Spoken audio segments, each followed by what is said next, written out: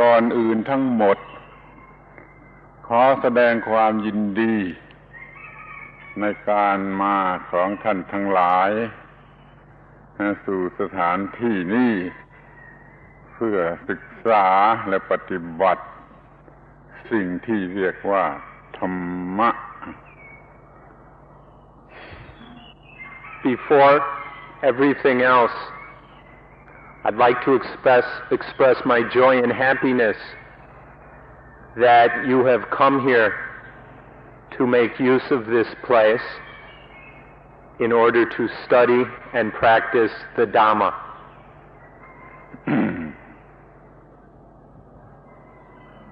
กล่าวโดยสรุปธรรมะคือสิ่งที่จะช่วยให้เราได้รับได้รับประโยชน์จากความเป็นมนุษย์ของเรามากที่สุดที่จะมากได้ In short, the Dhamma is the thing which will allow us to make the most use of this opportunity of human life. As much as is possible, we will be able to make use of this human birth through the study and practice of Dhamma.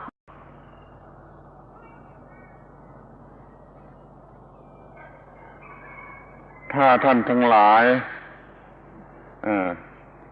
มีความรู้สึกว่าชีวิตยังขาดอะไรอยู่ยังไม่มีความสุข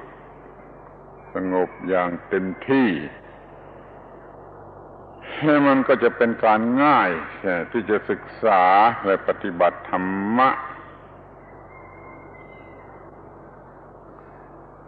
If you feel that there is something lacking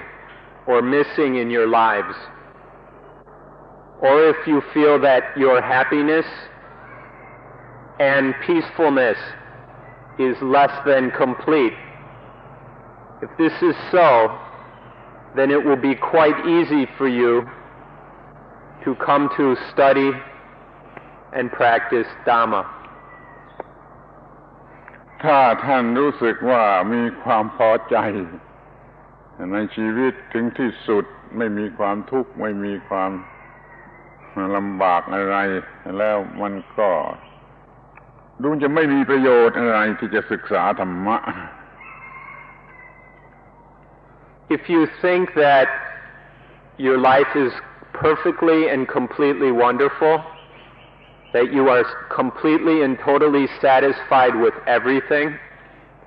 that there are no problems, no difficulties,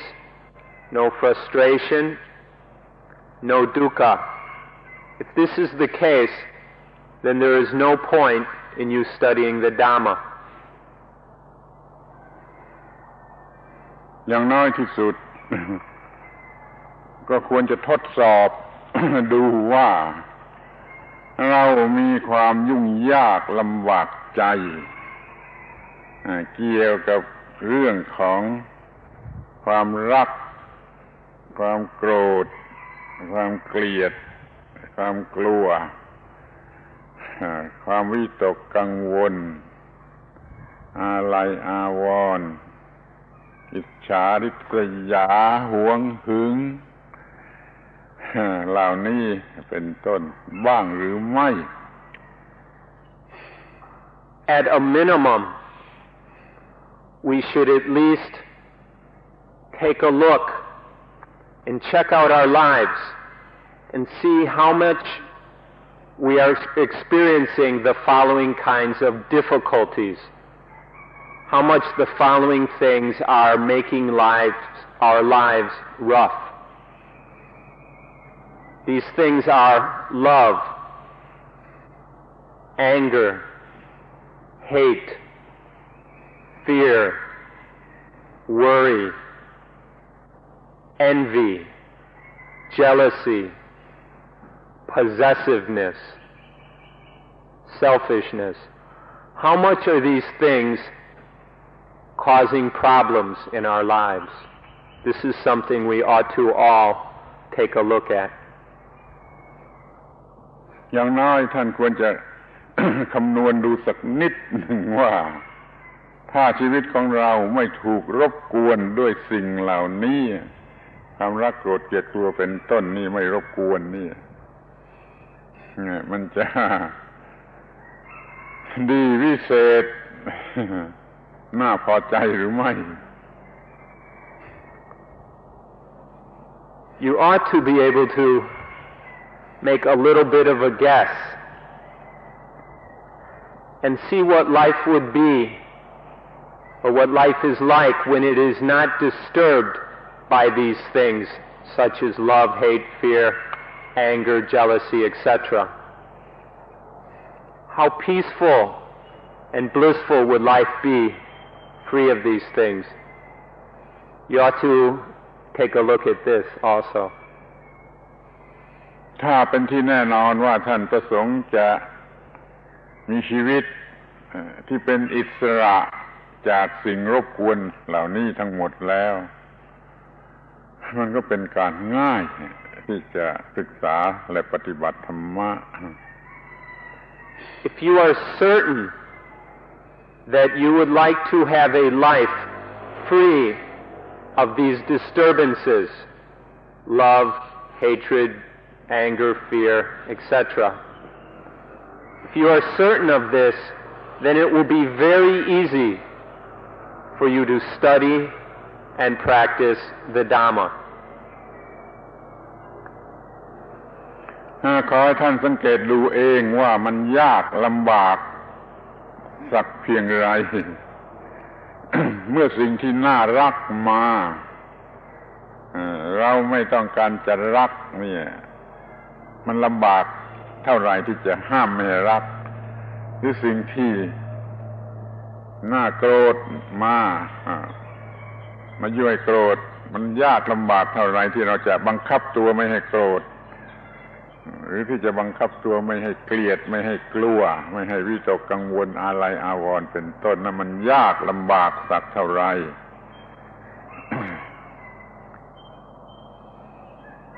Take a look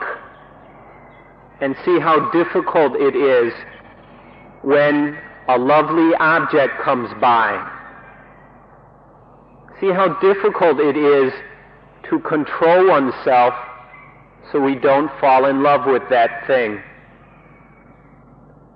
Take a look and see the difficulties of this kind of self-control. When something hateful or ugly comes by, look and see how difficult it is. Very difficult or not very difficult to control the mind, for the mind to control itself so that one doesn't fall into hatred towards that thing. Or when something fearful comes by, how difficult is it to not be afraid? Or something that usually incites worry, how difficult is it to keep from worrying, to keep from being jealous, to avoid envy, possessiveness, and these other mental difficulties. ธรรมะก็คือความรู้และวิธีการปฏิบัติเพื่อปรับปรุงจิตของเราเสียใหม่ให้อยู่ในลักษณะที่จะเป็นอิสระจากการรบกวนของสิ่งเหล่านั้นคือจะไม่รักไม่โกรธไม่เกลียดไม่กลัวไม่วิตกกังวลอะไรอาวรณ์เป็นต้นนั่นแหละมีวิธีการที่จะทำให้เป็นอย่างนั้นได้ Dhamma is the knowledge and the way of practice which develops the mind, which trains the mind so that it can be free of all the lovely, hateful, fearsome, worrisome things. With the Dhamma, it is able to, the mind can master itself so that there is no love, no hate, no fear, no envy, jealousy, etc. เราจะต้องรู้ให้ลึกลงไปถึงว่าตามธรรมดาสิ่งที่มีชีวิตทุกชนิดทั้งคนทั้งสัตว์เนี่ยมันมีไอ้สิ่งที่เรียกว่า instinct หรือสัญชาตญาณมาในชีวิตมีมาในชีวิตเป็นอยู่ในชีวิตพร้อมที่จะเกิดจะรู้สึกในชีวิตเพื่อจะมีตัวตนรู้สึกว่ามีตัวตนแล้วก็เพื่อจะสงวนตนรักษาตนบำรุงตนมันก็มีความต้องการที่จะได้อาหารมีความต้องการที่จะหลีกศัตรูต้องการที่จะต่อสู้เมื่อจะต้องต่อสู้กระทั่งต้องการหลายๆอย่างเพื่อรอดชีวิตอยู่ได้อันนี้มันมีอยู่ตามธรรมชาติในสิ่งที่มีชีวิตซึ่งเป็นสิ่งที่ยากที่เราจะควบคุมถ้าเราควบคุมไม่ได้ก็ต้องเป็นทุกข์ถ้าควบคุมได้ก็จะสบายคือไม่เป็นทุกข์ If we look, we can see that in all living things, whether plants, animals, or human beings, there are some things which we call the sanchatayan in Thai, or the instincts. These instincts are something that arise in all, or that exist in all living things. They arise with the the instinct of self, or of egoism, and then the instincts which protect the self, which protect the ego, the individual identity. And so the instincts dominate our lives. The instinct of finding food, the instinct of fleeing from dangers, the instinct to struggle and fight when necessary, and all the other instincts which allow for life, for the individual life to be maintained. If we look, we will see these instincts in all living things. And we will also see how difficult it is to control them. See how difficult it is to keep these instincts under control so that they do not lead to problems, so that they do not cause dukkha. ท่านอาจจะมีความคิดว่าเราไม่สามารถที่จะควบคุมอินสติ้งแต่เดี๋ยวนี้ธรรมะนี่ยืนยันว่าเราสามารถที่จะควบคุมอินสติ้งให้เป็นไปในทิศทางที่จะไม่เกิดความทุกข์ You may not think that it is possible to control the instincts. However, Dhamma stands firm and asserts that it is very possible to control the instincts, to control them in such a way that life is free of dukkha, is free of unsatisfactoriness and all problems. สิ่งที่เรียกว่า instinct มันมีทางที่จะเป็นไปสองทางที่จะเป็นไปต่อไปนะคือว่าถ้าเป็นไปอย่างไม่มีสติปัญญามีอวิชชามากขึ้นมันก็เป็นไปในทางเกิดกิเลสและมีความทุกข์มากขึ้นแต่ถ้าได้รับการอบรมที่ถูกต้องอินสติ้งก็เป็นไปในทางที่มีสติปัญญาเป็นสิ่งที่เรียกว่าโพธิตรงกันข้ามกับกิเลสคือจะไม่มีความทุกข์ยิ่งขึ้น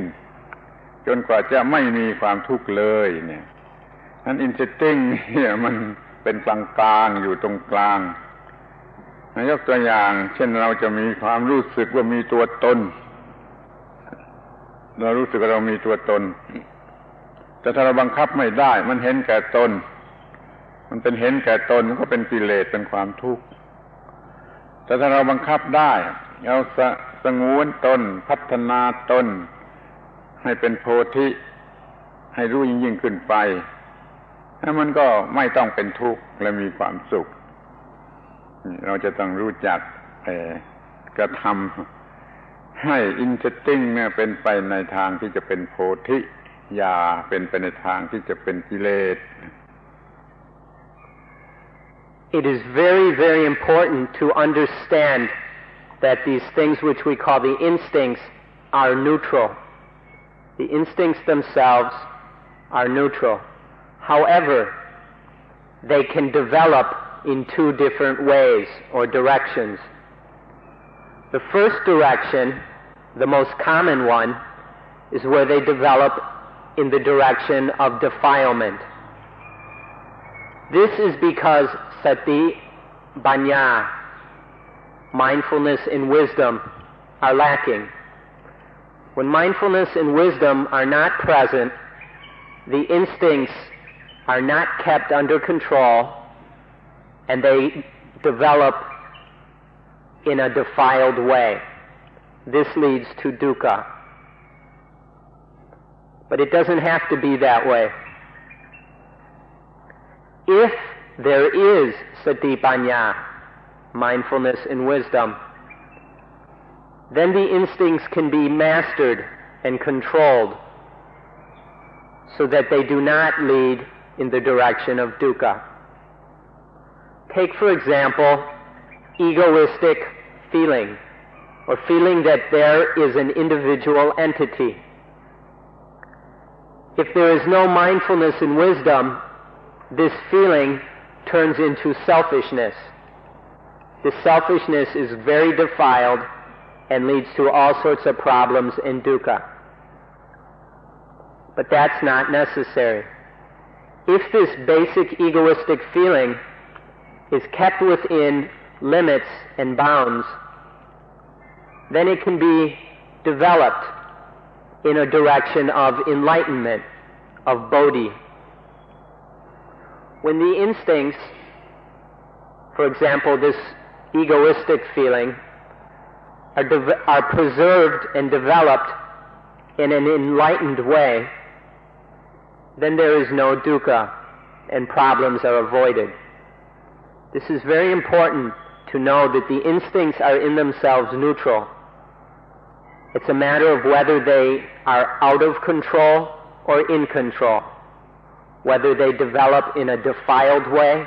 or in an enlightened way. เราจะต้องนึกถึง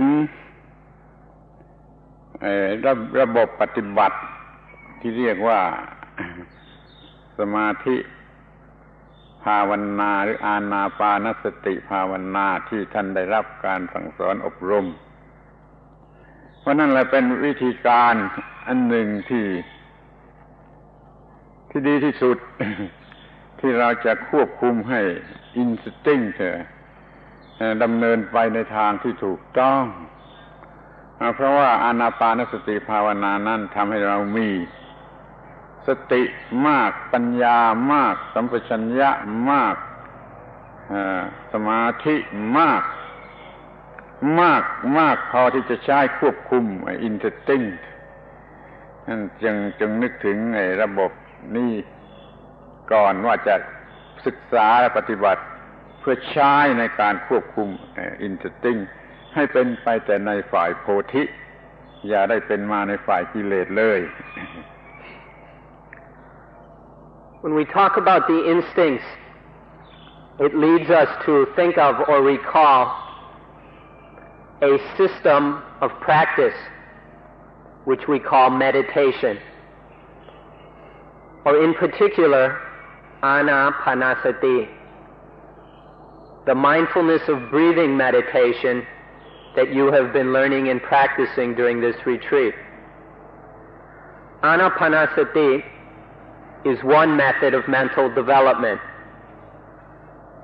It's the best method of mental development or meditation for controlling the instincts. Through anapanasati, sati, mindfulness, awareness, is developed. Wisdom, panya, is developed. Sampajanya, sometimes called clear comprehension,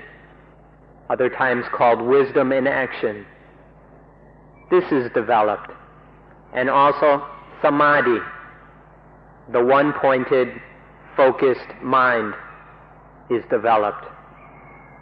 Through anapanasati, these four things, mindfulness, wisdom in action, and the one-pointed mind, are developed enough to control the instincts. This happens through the practice of anapanasati.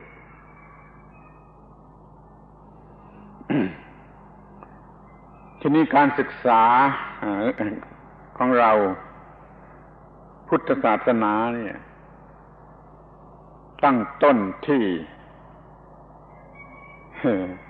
ตาหูจมูกลิ้นกายใจ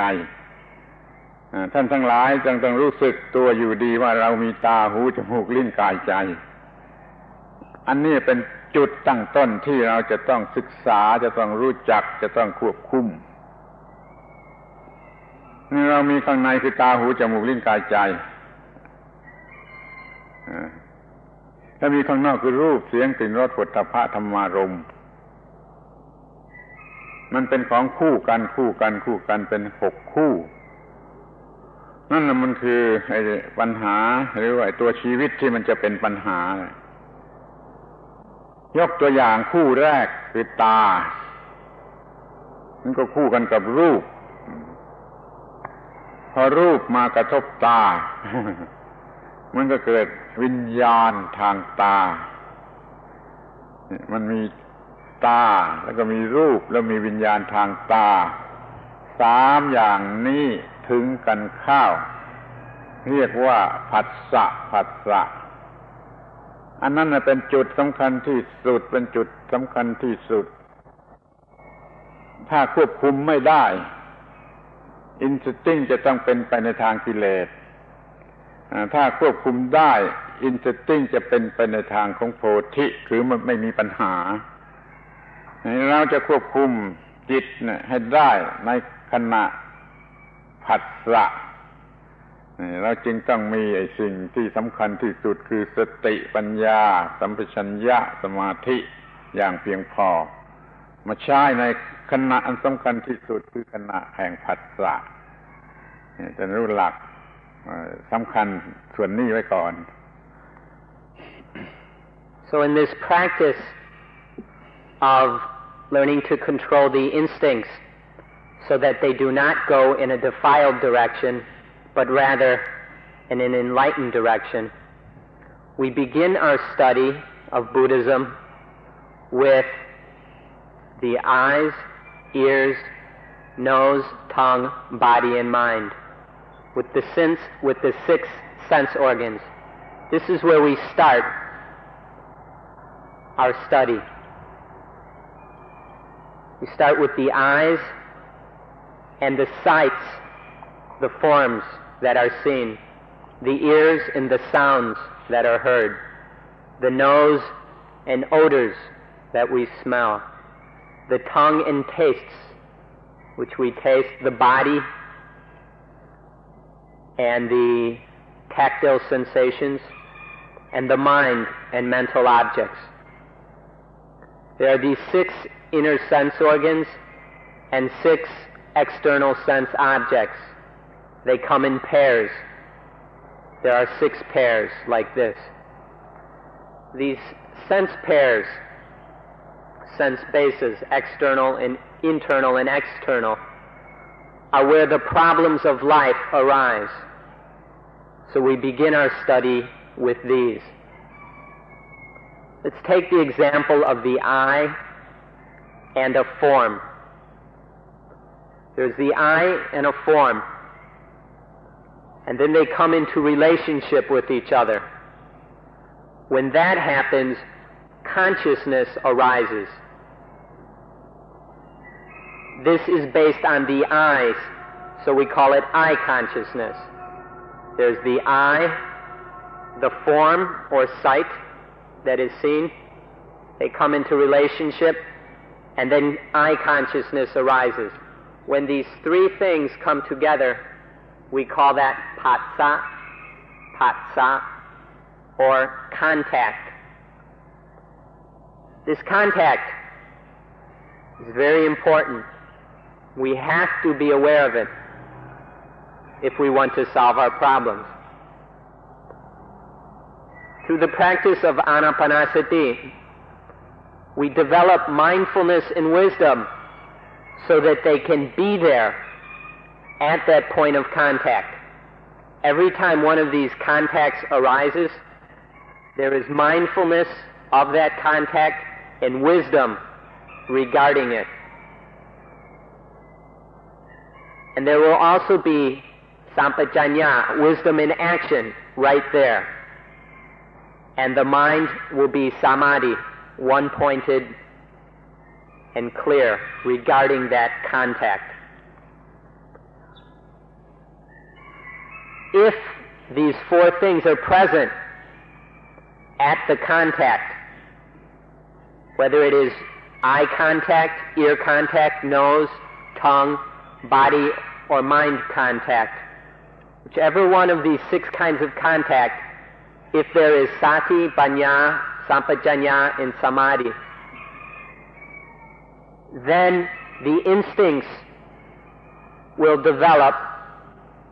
in the direction of enlightenment. But if the contact occurs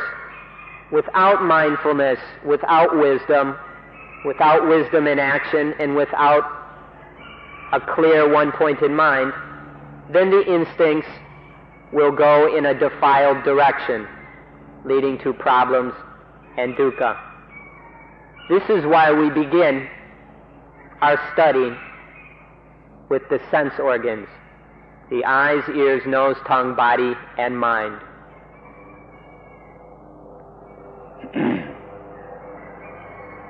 ขอย้ำอีกทีหนึ่งว่าถ้าในขณะแห่งผัสสะนั่นเราไม่มีธรรมะพอที่จะควบคุมจิต สัญชาตญาณประจำจิตมันก็จะน้อมไปในทางที่จะผิดและเป็นทุกข์ถ้าเรามีธรรมะพอควบคุมจิตในขณะผัสสะสัญชาตญาณมันก็เป็นไปในทางที่จะเป็นทุกข์ไม่ได้มันเป็นไปในทางที่จะฉลาดขึ้นรู้อะไรมากขึ้นเป็นสติปัญญา ยกตัวอย่างเช่นว่ามีอะไรมากระทบตาแล้วมีผัสสะทางตาแล้วถ้าตามปกติ ไม่มีสติปัญญามันก็จะยินดีหรือยินร้ายคือชอบหรือไม่ชอบทั้งชอบและไม่ชอบมันจะทำให้เกิดกิเลสมีความเห็นแก่ตัวเป็นความหมายที่สำคัญ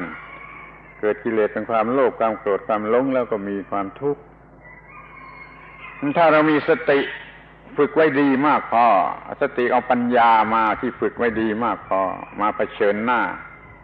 กับสิ่งที่มากระทบแล้วก็มีสัมปชัญญะคือปัญญากลายเป็นสัมปชัญญะพิจารณาต่อสู้กับอารมณ์ที่มากระทบเพื่อให้รู้ว่ามันอย่างนั่นเองมันเช่นนั่นเองมันไม่น่าจะยินดีหรือไม่น่าจะยินร้ายเป็นต้นหรือจะเฉยได้นี่ถ้าว่ากำลังจิตน้อยมันก็ไม่สามารถที่จะรู้สึกเช่นนั้นได้ไม่สามารถจะเอาชนะอารมณ์นั้นได้ก็ต้องมีสมาธิเพิ่มลงไปในสัมปชัญญะเราก็สามารถที่จะขจัดอิทธิพลของอารมณ์นั้นออกไปเสียไม่ทำให้เกิดกิเลสนี่เป็นส่วนสำคัญที่สุด ที่ท่านทั้งหลายจะต้องเข้าใจให้ดีรู้จักให้ดีว่าทำไมเราจึงฝึกอานาปานสติภาวนา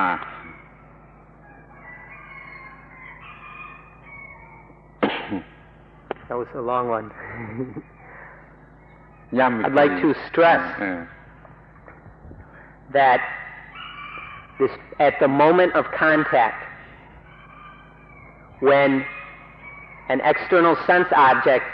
strikes one of the internal sense organs, this is in a very important moment. It's a moment. This isn't a continuous, everlasting thing, but they are momentarily things that arise. These contacts happen from moment to moment. When there is a contact, if there is no mindfulness and wisdom, then the instincts, which are always sort of hanging around the mind, will lead the mind in a defiled direction towards greed, anger, and ignorance. But if there is mindfulness and wisdom, the instincts will not be able to do that, and then the mind will be able to develop in an enlightened way. For example, when something strikes the eye, and then there is eye contact, if mindfulness is lacking, if mindfulness isn't there at that moment of contact, then there will be a reaction of liking or disliking, of being pleased with or displeased with that sense contact and that sense object. When this happens, selfishness arises regarding this liking and disliking.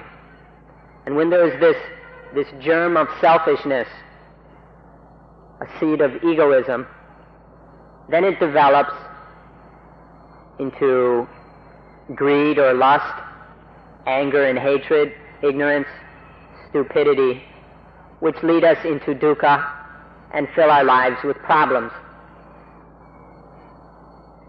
However, if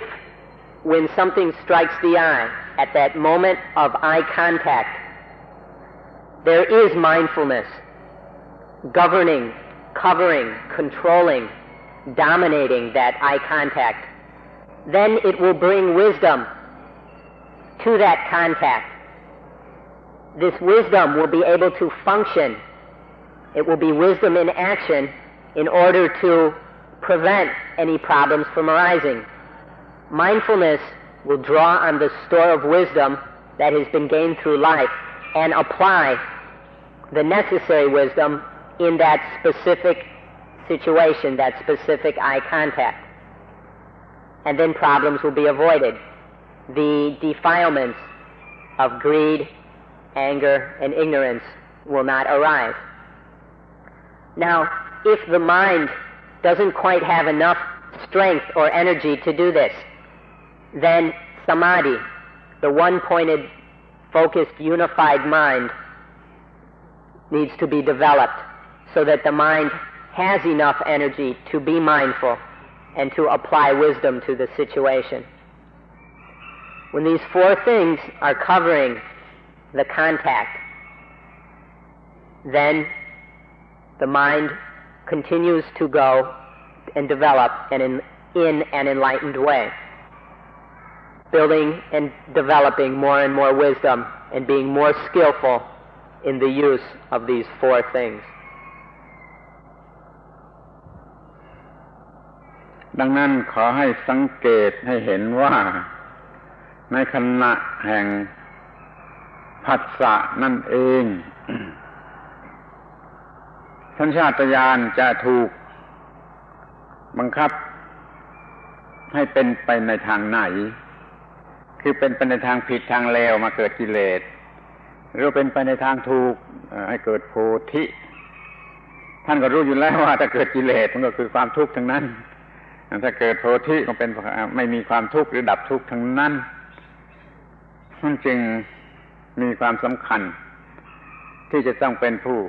คล่องแคล่วว่องไวคล่องแคล่วว่องไวในการที่จะรับอารมณ์ทางตาทางหูทางจมูกทางลิ้นทางกายทางใจคือต้อนรับอารมณ์ควบคุมอารมณ์ให้ถูกต้องด้วยธรรมะสี่อย่างซึ่งจะขอร้องแล้วขอร้องอีกขอร้องแล้วขอร้องอีกว่าจงพยายามรู้จักให้ดีแล้วก็กระทำให้มีไว้ให้มากๆคือสติปัญญาสัมปชัญญะและสมาธิสี่คำนี้ขอช่วยจำไว้ให้ดีให้คล่องแคล่วในการมีและการเอามาใช้ให้ทันกับเวลาแล้วก็จะแก้ปัญหาเรื่องเกี่ยวกับสัญชาตญาณในขั้นต้นนี้ได้ทั้งหมดเลย You can observe that if there is no control of these moments of contact, or if take just one moment of contact, if there is no control of that contact, then the various defiled mind states will arise. Lust, greed, ignorance, these sort of things will arise toward that sense object. And when this happens, you can see very well for yourselves that it is dukkha. These things are unpleasant, they're no fun, they're unsatisfactory, and cause us endless problems. You can see this for yourself. However, at the moment of contact, if there is mindfulness, wisdom, applied wisdom, and one-pointedness, then these problems don't arise. Without these things, the instincts are out of control and lead in the direction of dukkha. When these four dhammas are working and functioning, then the contact does not lead to dukkha, and it is free of dukkha. Or we can say that dukkha is extinguished, which is what, and this is enlightenment. So there are these two directions it can go. The key are these four dhammas: sati, panya, sampajanya, and samadhi. Please remember these four things, these four dhammas. Remember them, develop them, know them fully, become as skillful and expert as you can in bringing these things into existence and using them in your lives in order to control all the sense contacts that arise. So remember these four things: sati, mindfulness; panya, wisdom; sampajanya, wisdom in action; and samadhi, the one-pointed, clear, unified mind. These four dhammas are something that you need to know. You need to be able to bring them into existence and then be able to use them properly. ทีนี้คอยดูต่อไปในแง่ในฝ่ายที่ควบคุมไม่ได้คือไม่มีธรรมะสี่อย่างมาควบคุมสัมผัสก็ปรุงสัมผัสที่ไม่มีธรรมะควบคุมเนี่ยก็เป็นสัมผัสที่โง่ไม่มีความรู้มันก็ออกมาเป็นเวทนาที่ปราศจากความรู้เวทนาสำหรับที่จะให้หลงรักหรือหลงโกรธหรือหลงสงสัยนี่ก็เป็นเวทนาโง่ก็ให้เกิดตัณหาดีไซน์โง่ที่อยากไปตามความโง่น่ารักก็อยากได้ไม่น่ารักก็อยากตีให้ตายเป็นต้นนี่ก็เกิดความอยากที่โง่ถ้าความอยากนี่รุนแรงแล้วมันก็จะเกิดความรู้สึกตัวฉันที่รุนแรงตัวกูที่รุนแรงคือสัญชาตญาณแห่งตัวตนที่รุนแรงถึงขนาดสูงสุดที่จะเป็นความเห็นแก่ตัวมันก็เกิดขึ้นเรียกว่าอุปาทาน มาถึงขั้นนี้แล้วก็เรียกว่าไอ้สิ่งที่เรียกว่าตัวตนน่ะได้มีขึ้นมาแล้วเรียกว่าพบภาวะ existence มีภาวะแห่งตัวตนแล้วมันก็เกิดออกมาเป็นตัวตนเต็มที่เป็นจิตที่โง่เขลาเต็มที่มีตัวตนเต็มที่ยึดนั่นยึดนี่ทุกอย่างเป็นตัวตนเป็นของตนซึ่งทุกอย่างนั้นยึดเข้ามาแล้วเป็นความทุกข์ทั้งนั้น จึงเกิดความทุกข์โดยสมบูรณ์นี่ดูในฝ่ายที่ควบคุมไม่ได้แล้วเกิดความทุกข์ในชีวิตประจำวันนี้เป็นอย่างนี้ So let's look at things. Let's look at a contact that is lacking in the four dhammas of sati, panya, sampajanya, and samadhi. There's the sense contact. Without these four governing dhammas to keep it in control, then we can say that it is an ignorant or stupid contact. It's stupid. There's no knowledge or wisdom brought into use. When there is a stupid contact, this will condition or cause an ignorant reaction of the mind to that contact. The mind will stupidly or foolishly like what's happening, dislike it, or be so confused that it doesn't know whether it should like or dislike. These three kinds of ignorant reaction are called vedana, or feeling. But we're using the English word feeling in a very specific way. Please do not confuse it with some of the other meanings of feeling. We're talking about this ignorant reaction of the mind to sense experience, liking, disliking, or confusion. This feeling, things don't stop with the feeling, with vedana. Vedana conditions craving or desire, which is also ignorant, because we've got a string of ignorance conditioning stupidity, conditioning further stupidity. So we have this stupid desire or craving for the sense objects. This is conditioned by this feeling. The mind reacts. After it reacts, it starts desiring. It wants to get what it likes. It wants to get rid of what it doesn't like. So this we call craving or desire. Once there is desire, this conditions attachment, upadana. Upadana. Attachment is the feeling of the desirer, the one who craves. First there was desire, now there's the one who desires. Here we have the egoistic feeling is building. This too is ignorant. Attachment conditions where we have this I. There's the I who desires and craves to get or get rid of. This begins to build into a state which is called the condition, we can call the condition of self, or it's the coming into existence, the becoming of the self. And here the self is just about complete. And then this finally conditions birth. Not birth from the mother's womb, but birth of the self, of the ego, of the big fat I, which is attaching to all the things around it as me or as mine. And this self and all this possessiveness is completely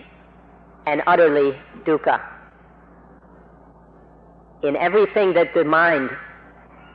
this egoistic mind that has arisen, in everything that it claims to be me, there is unsatisfactoriness. And everything that it attaches to as mine, there is dukkha. This is what happens when there is sense contact that lacks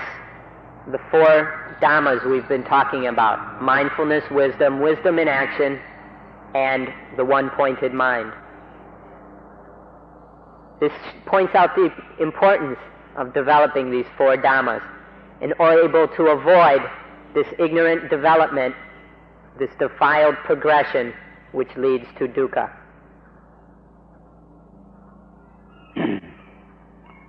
ถ้าเข้าใจ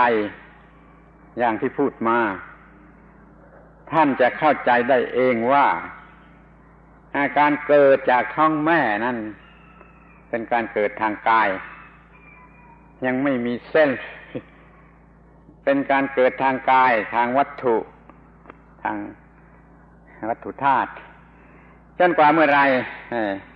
จะมีความรู้สึกเป็น attachment แล้วเกิดความรู้สึกเป็นเส้นตัวกูนี่คือการเกิดที่สมบูรณ์เกิดจากท้องแม่ยังไม่สมบูรณ์เกิดแต่ร่างกายออกมายังไม่มีเซลฟ์ยังไม่มีโซลจะพูดอย่างนี้ก็ได้แต่เมื่อใดมีอุปาทานตัณหาอุปาทานเต็มที่เกิดคอนเซ็ปต์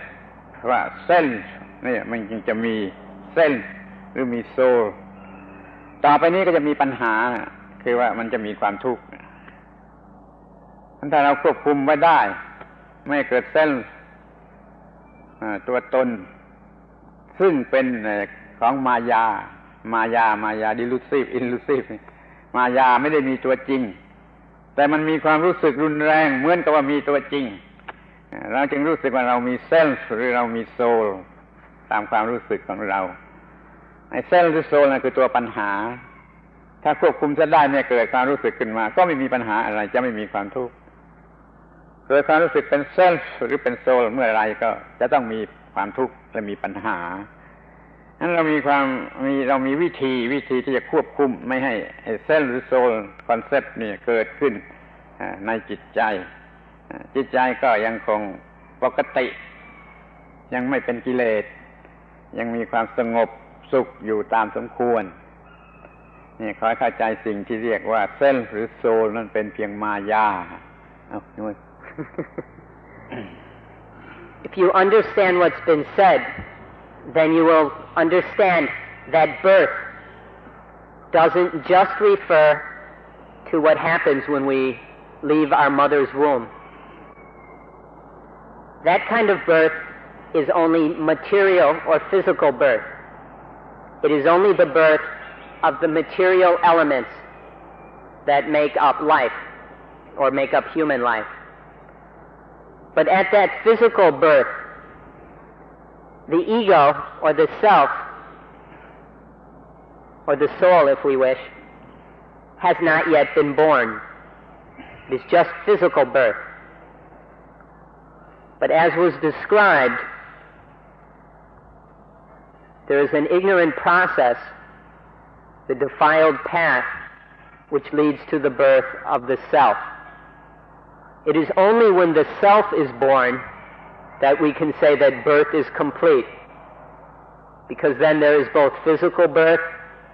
and mental birth, birth of the body and birth of the self. Then birth is complete. Now the thing about this self or soul that is born that is very important to realize is that it is an illusion. It is elusive or illusionary. There's nothing real about it. It's just a concept or a figment in the mind. It's not real.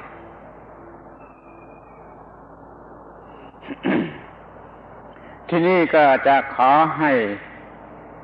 พิจารณาในสิ่งที่เรียกว่าผัสสะกันเป็นพิเศษจนเห็นว่าผัสสะนั่นเหมือนกับทางแยกผัสสะเหมือนกับทางแยก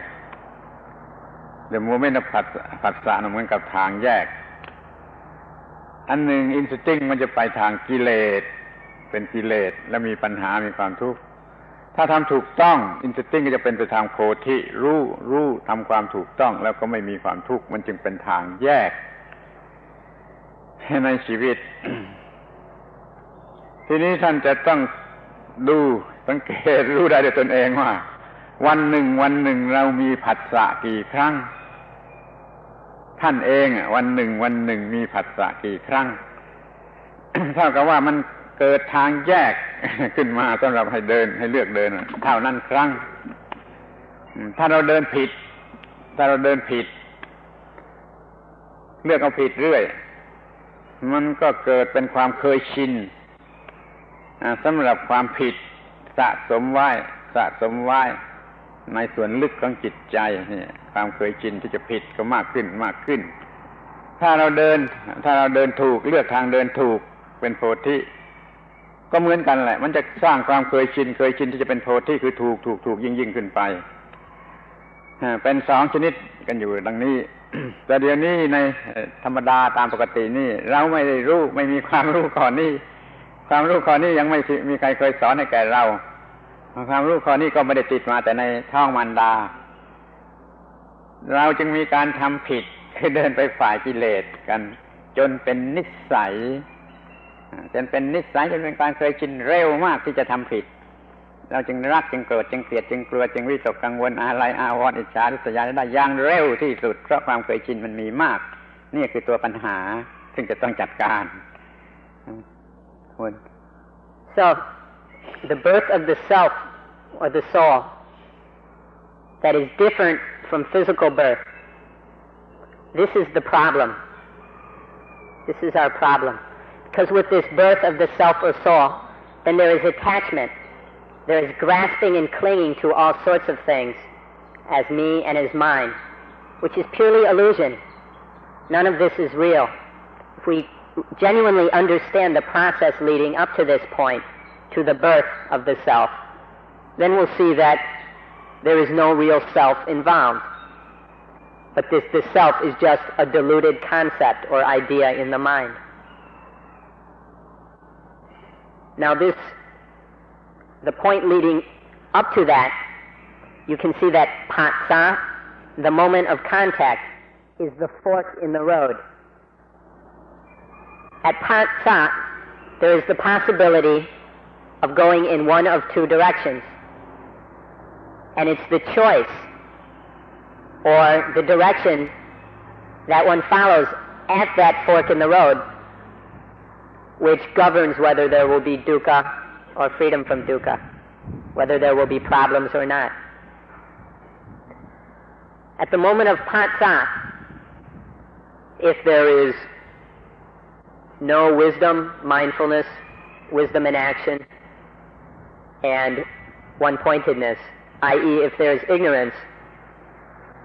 then the mind takes the path of dukkha, of defilement,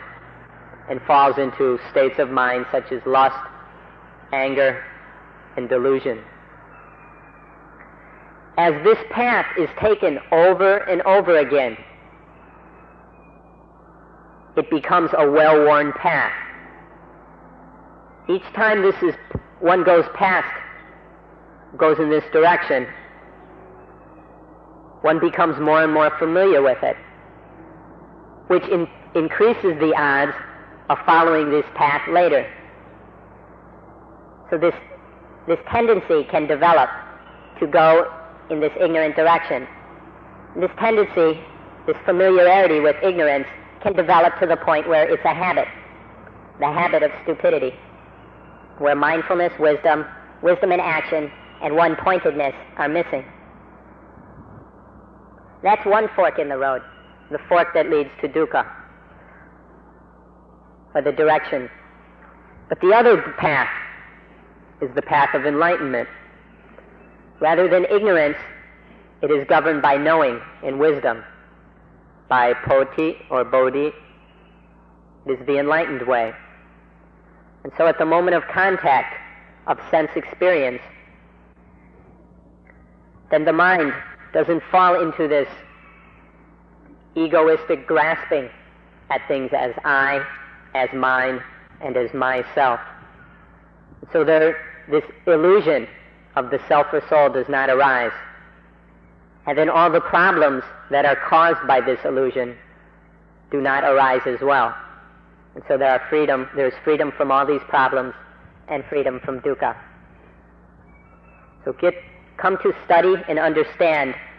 the path, the fork in the road that happens at the moment of phassa, or sense contact.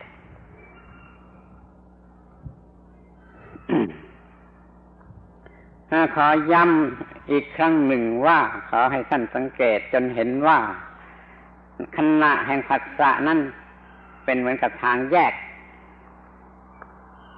ของจิตเป็นทางแยกสำหรับจิตจะไปผิดหรือจะไปถูกแล้วขอให้สังเกตดูว่าวันหนึ่งท่านมีผัสสะกี่ครั้งก็หมายความว่าจิตของท่านได้ไปถึงทางแยกเท่านั้นครั้งแล้วมันจะเดินผิดหรือเดินถูก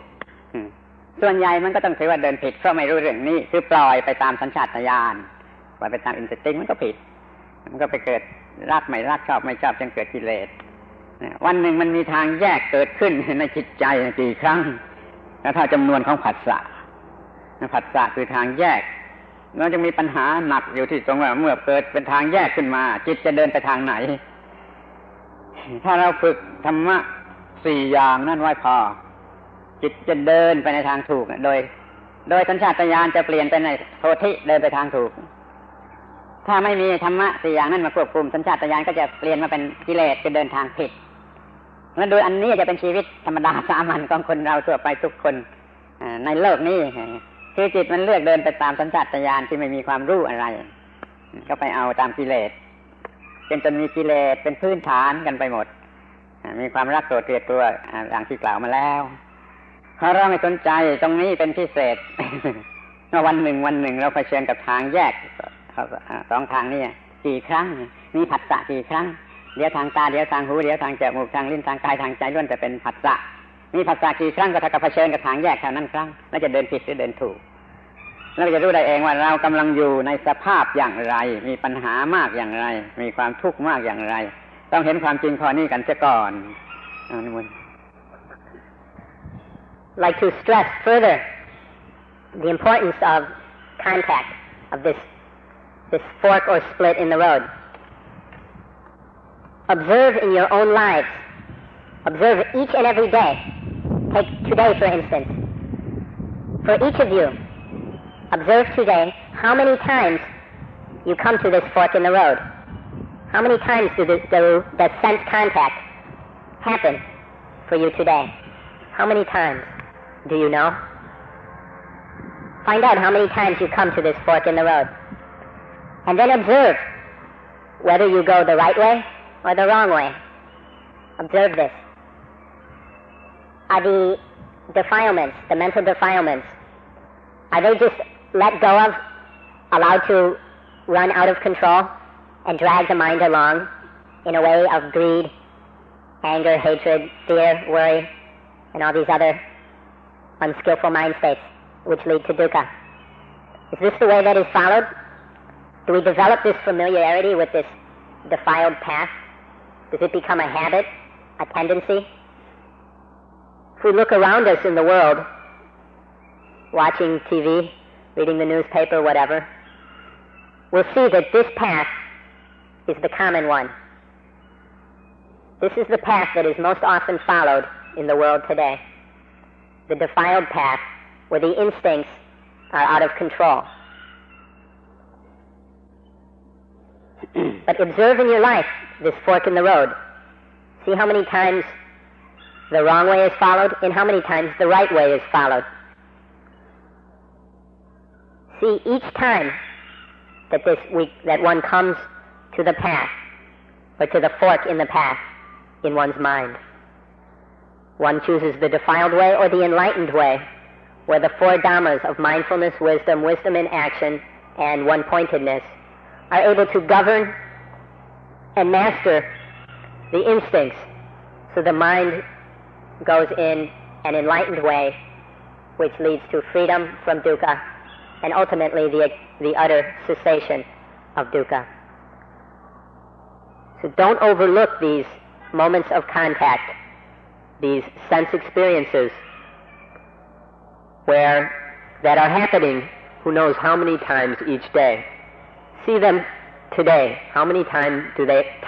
happen to you today? How many times does the mind go in the right direction and how many in the wrong? and then tomorrow,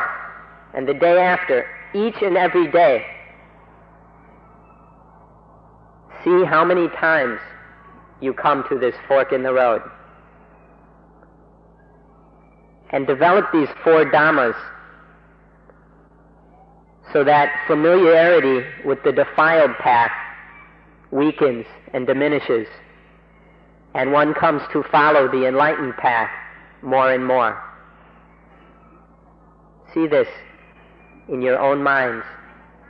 in your own lives, today, now.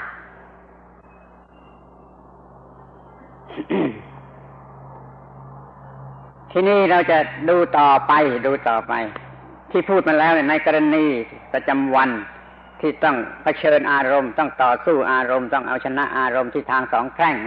นี่เป็นเรื่องหนึ่งที่เราจะต้องทำให้ได้และไม่ต้องสงสัยเลยถ้าว่าเรามีธรรมะ4ประการนั่นอย่างเพียงพอ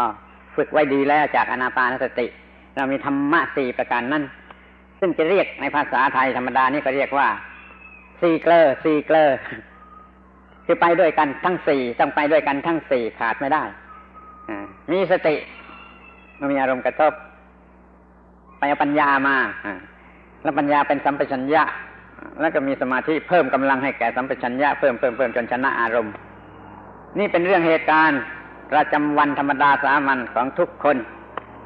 ทีนี้อีกเรื่องหนึ่งในเวลาที่ไม่ได้เป็นอย่างนี้ในเวลาที่ไม่ต้องสัมผัสอารมณ์ไม่ได้สัมผัสอารมณ์แล้วก็ใช้เวลาในการทำวิปัสสนาเพื่อให้จิตนี่มีความรู้เรื่องความจริงอันแท้จริงของธรรมชาติเช่นให้รู้ว่าเป็นอนิจจังทุกขังอนัตตาสิ่งที่มีการปรุงแต่งทุกสิ่งเลยไม่ยกเว้นอะไรนอกจากนิพพานสิ่งปรุงแต่งทุกสิ่งเป็นอนิจจังคือเปลี่ยนแปลงเรื่อยเป็นทุกขังคือมีลักษณะแห่งความทุกข์ดูแล้วน่าเกลียดและอนัตตาไม่มีเส้นไม่เป็นเส้นไม่ใช่เส้น3ประการนี้ให้จิตเห็นแจ้งรู้สึกว่าอนิจจังทุกขังตามีอยู่ในทุกสิ่งที่เป็นในตัวเราก็ทุกสิ่งทุกส่วนทุกส่วนเป็นอย่างนี้ที่เป็นร่างกายก็เป็นอย่างนี้ที่เป็นจิตใจก็เป็นอย่างนี้เป็นความคิดนึกก็เป็นอย่างนี้เลยไม่มีอะไรที่จะยึดถือว่าตัวตนที่ข้างนอกทุกอย่างก็เป็นอนิจจังทุกขังอนัตตาอย่างนี้เห็นทั้งข้างในทั้งข้างนอกเป็นอนิจจังทุกขังอนัตตาอย่างนี้มันก็จะลดอำนาจของสัญชาตญาณที่ว่ามีตัวตนที่เป็นอีโกอิซึมลดลงมันก็ค่อยง่ายขึ้นในการที่จะไม่เกิดในตัวตนนี่หน้าที่อีกส่วนหนึ่งคือไม่กำลังที่ไม่เผชิญกับอารมณ์มีอีกส่วนหนึ่งที่เผชิญกับอารมณ์ก็ทำอย่างที่ว่ามาแล้วเวลาที่ไม่เผชิญกับอารมณ์ก็มาทำวิปัสสนาพิจารณาเห็นอนิจจังทุกขังอนัตตาซึ่งเป็นคำสำคัญที่สุด เป็นหัวใจของธรรมะในพุทธศาสนาว่าอนิจจังทุกขังอนัตตาช่วยจำไว้ดีๆถ้าจะรวมทั้ง3อย่างทั้งอนิจจังทุกขังอนัตตาก็ด้วยกันแล้วก็จะว่าสุญญตา void ว่างจากเส้นทีนี้ถ้าดูละเอียดอีกก็จะเห็นตถาตาแปลว่าเช่นนั่นเองเป็นคำพูดที่ฟังไม่ดีแล้วจะรู้สึกว่าพูดเล่นมันเหมือนพูดเล่นพูดล้อเล่น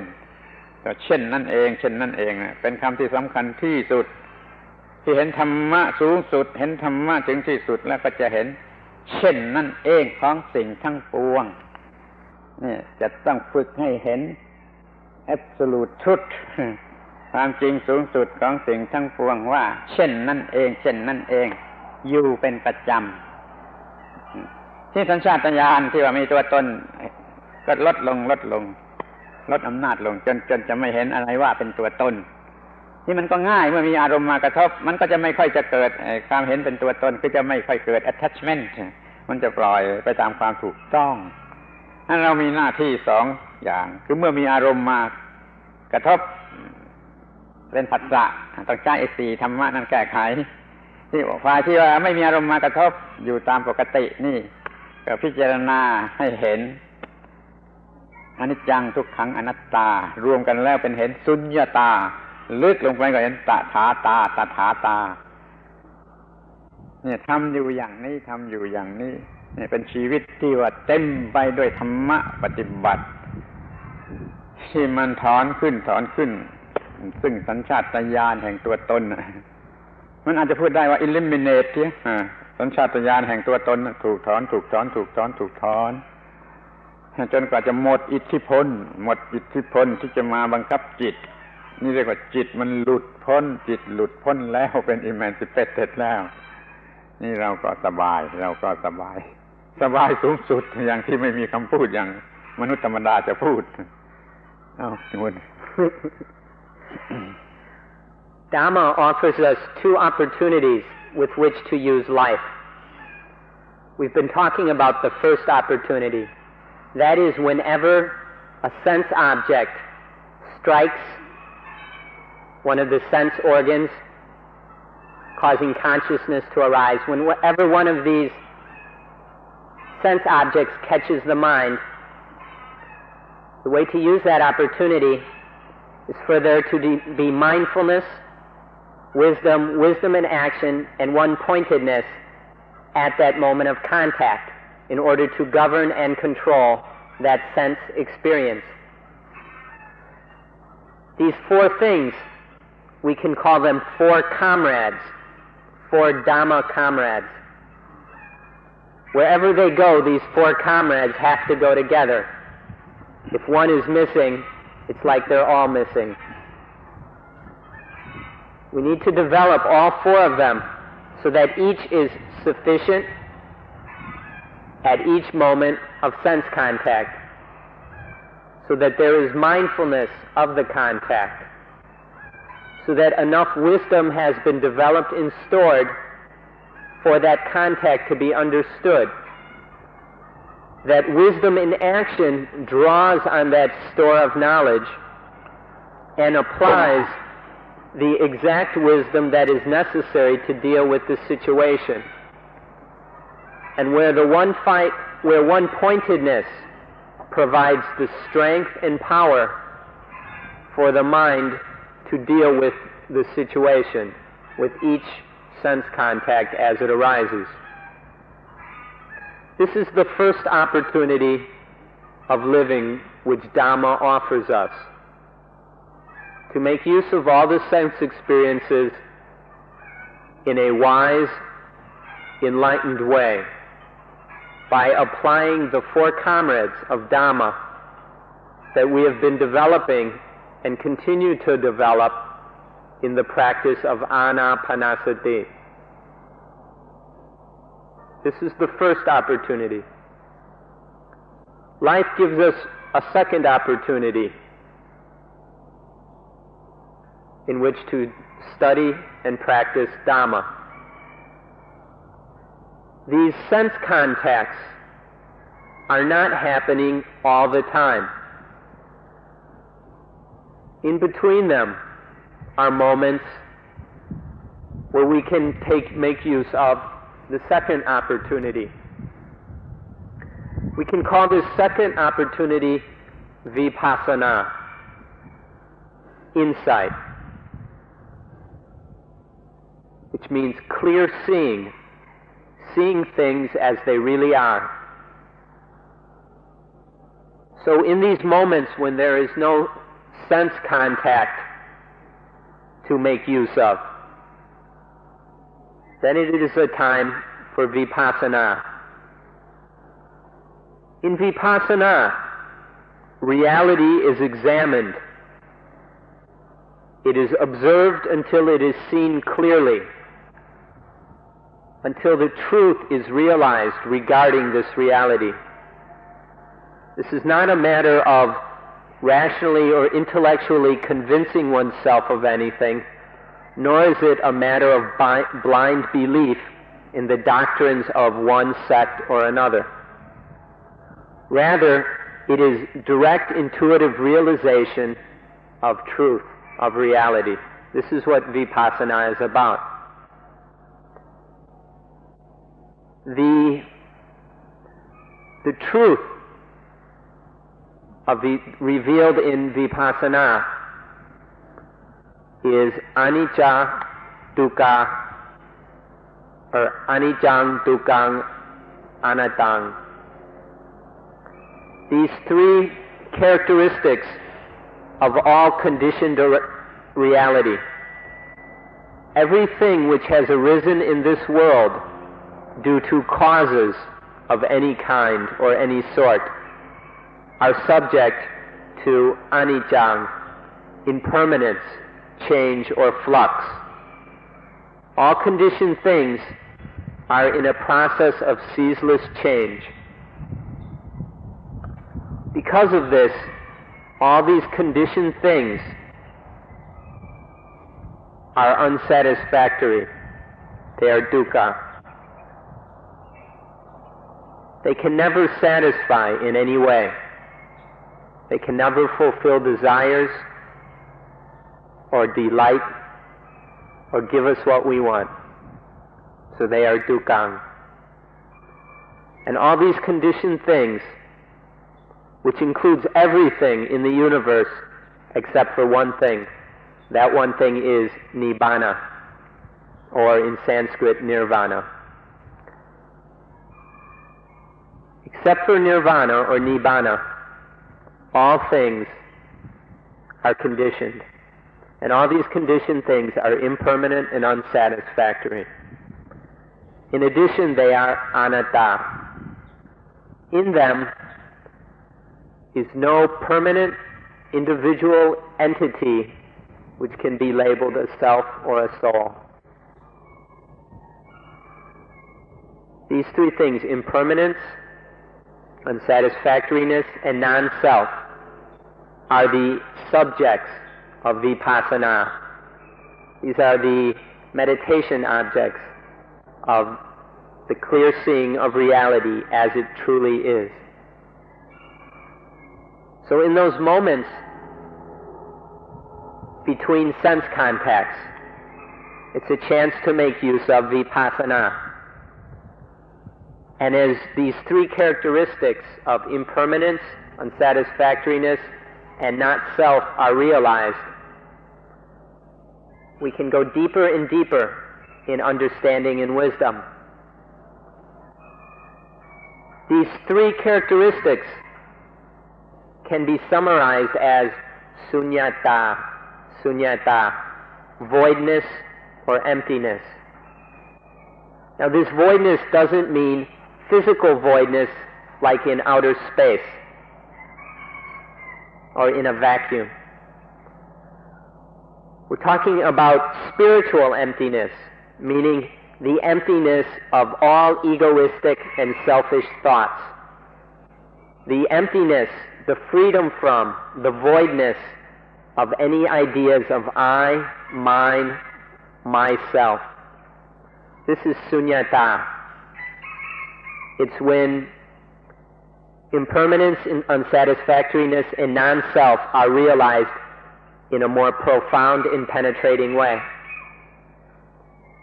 And then to go even deeper still is to realize tathata, or suchness, thusness, the isness of everything. In Thai, chen nan eng, that's the way things are. They're just this way, they're not any other way. Just like this, that's all there is. So in those moments between sense contact, it's the opportunity for vipassana to realize that all conditioned things are impermanent, anicca, that they are unsatisfactory, dukkha, and that they are completely void, completely lacking of any self, ego, or soul, that is anatta. To penetrate these three is to realize sunyata, the emptiness of self, of I, me, mine, myself, of ego, the voidness of soul. And to go even deeper is to see tathata, Chen Nan Eng. It's just this, nothing else, nothing more. This is the way it is, just this, just thus. So this is the second opportunity which Dhamma offers us. Second way to use life. Using these two opportunities, life is full. There's something to do all the time. And by using the Dhamma in these two ways, in these two wise and skillful ways, then the path of defilement leading to dukkha, where the instincts are out of control, doesn't happen. Instead, what is happening is, through the realization of sunyata, of voidness, that egoistic instinct, the self-instinct that arises sometime after physical birth, this is lessened, weakened, it begins to dissipate. It arises less often, and when it arises, it's not as big and strong. And when we see this more and more, everything is begun to see as tatata, chen nan eng, just this. And when we see it as just this and nothing more, there's no more applying these egoistic labels, distinctions, identifications, and attachments to things. They are seen as they really are, free of I, me, and mine. And this is to develop the instincts in the enlightened way, in a way that is free of dukkha, free of pain and problems. So there are these two opportunities which Dhamma offers us. In one, we use the four comrades developed through anapanasati to control and govern the sense contacts. And then in the other, we use vipassana, which is also anapanasati, to examine reality and see things as they really are, as anicca, dukkha, anatta, as sunyata, voidness, and as tathata, suchness, thusness, or in Thai, chen nan eng.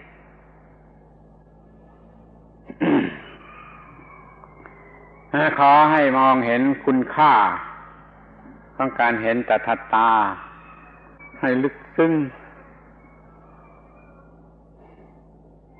เมื่อเห็นว่าทุกอย่างข้างในหรือข้างนอกเป็นเช่นนั่นเองตัทตาเช่นนั่นเองมันก็ไม่เกิดในความรู้สึกที่เป็นคู่เช่นทำให้รักหรือทำให้เกลียดทำให้ยินดีหรือยินร้ายทำให้เป็นสุขหรือทำให้เป็นทุกข์เนี่ยมันไม่มีเราจึงไม่มีการรบกวนด้วยความชั่วและความดีถ้าท่านเคยศึกษาคริสเตียนมาก่อนใบแรกๆของไบเบิลที่ว่ากินผลไม้รู้ความชั่วดีและตายนั่นนะเดี๋ยวนี้เราจะออกไปจากอิทธิพลของชั่วและดีของ good and evil ที่เป็น good ก็ไม่ทำไม่มีอินฟลูเอนซ์อะไรที่เป็น evil ก็ไม่มีอินฟลูเอนซ์อะไรแก่จิตนี่เราก็รอดนี่เห็นเป็นเช่นนั่นเองแล้วก็ไม่มีปัญหาที่จะทำให้เกิดรักหรือไม่รักเลยไม่มีความทุกข์นี่เป็นอย่างหนึ่งขอว่าดิ I'd like you to look at the value of tathata, or suchness, a little more. Whether you see tathata internally, within the mind and body, as you experience them from moment to moment, or whether you see tathata, suchness, in the objects of nature that are external. No matter whether you see tathata internally or externally, this seeing of things as they really are, as just this, just thus, is to free oneself of dualistic thinking. Usually, the deluded mind, the egoistic, selfish mind, is seeing things as this and that, as good and bad, good and evil. It's cutting reality up into two pieces according to the judgments. This dualistic thinking can be done away with by understanding and seeing tatthata, the thusness of things. ต่อไปนี้ ท่านก็จะไม่เป็นผู้แพ้หรือผู้ชนะ ท่านจะไม่เป็นผู้ได้กำไรหรือขาดทุน ท่านจะไม่เป็นผู้ถูกเอาเปรียบหรือว่าเอาเปรียบผู้อื่น ท่านจะไม่เป็นอะไรชนิดที่เป็นคู่กระทั่งถ้าเห็นจริงท่านจะไม่มีความรู้สึกว่าท่านเป็นผู้หญิงหรือเป็นผู้ชาย ปัญหากันเลยหมด If this problem of seeing things as good as or evil, this dualistic way of approaching the world, is illustrated in the first page of the book of Genesis of the Christian Bible. There it talks about the fruit of the tree of the knowledge of good and evil, which God forbid Adam and Eve to eat. This fruit of the tree of the knowledge of good and evil. When Adam took the bite, that was to begin and see things in a dualistic way, to see things as good and as evil. This is the arising of all man's problems. This is original sin, this dualistic thinking, which can be done away with through the realization of tatthata. When one perceives everything as just this, just the way they are, then there is no more this judging as good and bad, right and wrong, pleasant and unpleasant, even to the point where there is no more judging as male and female. When these judgments, these attachments to things as this or that, as good and bad, as losing and winning, as getting and giving, when all these distinctions, all this dualistic ignorance is let go of, then all the problems that are caused by them disappear. This can happen through the perception and realization of thusness, tatthata, chen nan eng. ที่สำคัญที่สุดก็คือจะไม่รู้สึกว่าเราจะเป็นผู้กระทำหรือเป็นผู้ถูกกระทำดังนั้นเราจึงไม่มีความรู้สึกว่าแพ้หรือชนะกำไรหรือขาดทุนเสียเปรียบหรือได้เปรียบก็เลยไม่มีปัญหาในเรื่องเหล่านี้นี่คือผลของการเห็นtatthata. Finally, the fruit of seeing tatthata is in not attaching to ourselves as the doer or the done to. When there is an action, there is no attachment to the one who does the action or the one who is acted upon. These distinctions disappear. And in this way, there is no winning and no losing, or no profit and loss, getting and losing, taking advantage of or being taken advantage of, receiving the benefit or losing the benefit. All these dualistic distinctions disappear. This is the value of tatthata. They allow us to see things, or tatthata, to seeing things as they are, without the problems that arise from dualistic thinking, without the dukkha that is caused by egoistic ignorance. สิ่งสุดท้ายก็อยากจะพูดว่า ต่อไปนี้ก็ไม่มีอะไรแปลกไม่มีอะไรน่าอัศจรรย์จนไม่มีเอ็กไซต์ไม่เอ็กไซต์ในสิ่งใดเมื่อไปโลกพระจันทร์นั่นก็เป็นของเด็กเล่นไม่มี excitation ในอะไรทุกอย่างแม้ว่ามนุษย์จะทำอะไรเกิดขึ้นมาก็เห็นเป็นของเช่นนั่นเองจะใช้ประโยชน์อย่างไรก็ใช้ไม่ต้องใช้ก็ไม่ต้องใช้ไม่ต้องไปหลงไม่ต้องอัศจรรย์ไม่ต้องตื่นเต้นรวมความว่าต่อไปนี้ไม่มีอะไรแปลกประหลาด The last thing we'd like to say is that through the realization of Tathata, there's nothing strange anymore. There's nothing marvelous or wonderful or weird or strange left in the world. Everything is seen as just that, just this, as it is, Tathata. So when they go to the moon, we just see it as children's play. It's just playing with toys. Nothing special, nothing strange. Just Tathata. All the things that happen that we used to get excited about, that we get excited about, agitated about, worried about, they're just seen as they are. Nothing strange, nothing weird. Just Tathata. This is the way to live in a balanced and calm, centered in Dhamma.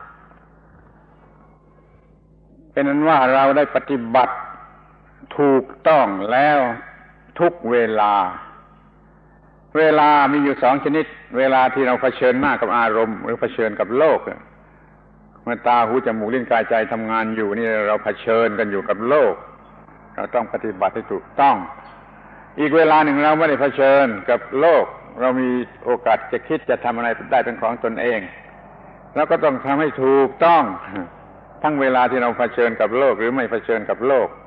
เป็นการถูกต้องทั้งสองอย่างและปัญหาก็หมด